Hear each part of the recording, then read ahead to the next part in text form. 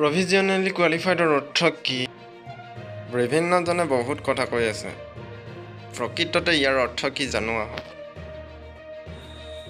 Job provisional qualified মানে হৈছে আপুনি এটা চাকৰিৰ বাবে চৰ্ত সাপেক্ষে যোগ্য, কিন্তু আপোনাৰ চূড়ান্ত বাছনি কেইবাটাও পদক্ষেপ যেনে নথিপত্ৰ পৰীক্ষণ, পটভূমি পৰীক্ষা বা চিকিৎসা পৰীক্ষা সফলতাৰে সম্পূৰ্ণ হোৱালৈকে স্থগিত ৰখা হৈছে।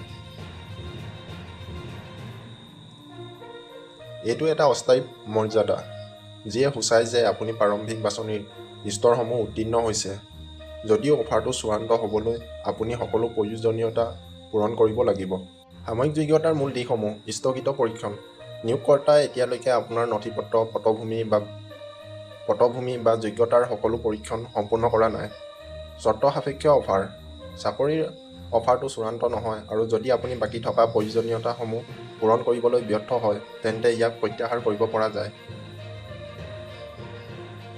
অধিক পদক্ষেপৰ প্ৰয়োজন: আপোনাক সম্পূৰ্ণৰূপে নিযুক্তি দিয়াৰ আগতে আপুনি সকলো প্ৰয়োজনীয় নথিপত্ৰ জমা দিয়া, আৰক্ষী পৰীক্ষণ বা চিকিৎসা পৰীক্ষাৰ দৰে অতিৰিক্ত প্ৰক্ৰিয়া সম্পূৰ্ণ কৰিব লাগিব।